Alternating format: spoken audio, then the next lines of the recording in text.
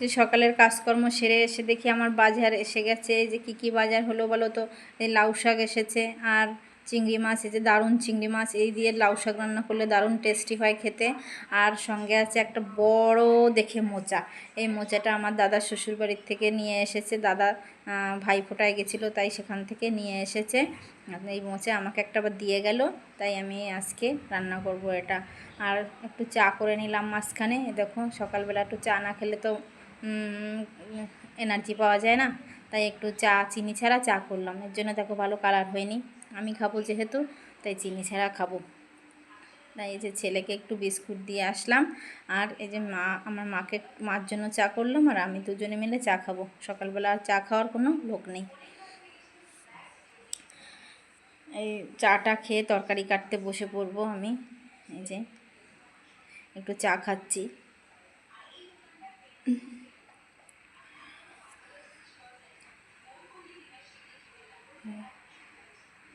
চাটা খেয়ে নিয়ে তরকারি কাটতে বসে গেছি। আমি একটু জানো তো একটু হিসাবেই আছি, তোমাদের সঙ্গে সেটা শেয়ার করছি। দেখো ঘরের মেয়ে ছেলেরা যদি একটু হিসেবই হয় তবে সে সংসারে কিন্তু উন্নতিই হয়।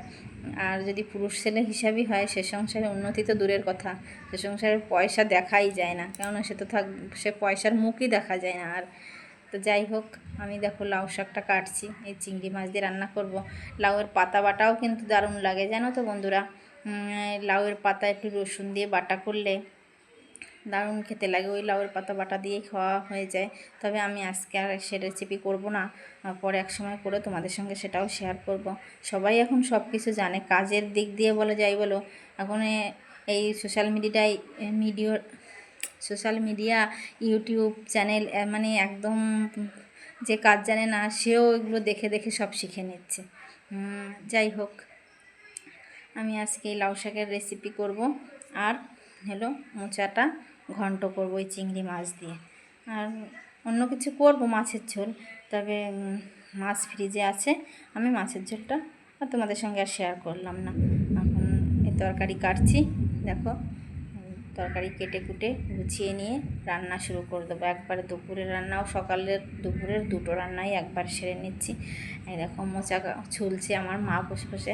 আমরা ছোটোবেলায় জানো তো এরকম মোচার খোলায় করে নৌকা বানিয়ে ছেড়ে দিতাম। যখন আমরা ছোট ছিলাম তখন এইগুলো জলে ভাসাতাম আর বলতাম নৌকা দোলে কেয়া পাতার নৌকা দোলে। আর এই দেখো আমার মা মোচা ছাড়াতে বসে গেছে, মোচাটা ছাড়িয়ে দিচ্ছে, আমি কুচিয়ে নেব। যে কেমন হলো আজকে আমার ভিডিওটা তোমরা কমেন্টে বলো প্লিজ। সবাই ভালো থেকো আর আমার পাশে থেকো, আমার চ্যানেলটা লাইক কমেন্ট শেয়ার করে পাশে থেকো প্লিজ বন্ধুরা। তোমরা পাশে আছো বলেই আমি এত দূরে এগিয়ে এসেছি, আর তোমরা আমার পাশে থেকো প্লিজ প্লিজ বন্ধুরা। সবাই ভালো থেকো, সবার পাশে আমিও আছি, আমার পাশে তোমরা থেকো প্লিজ।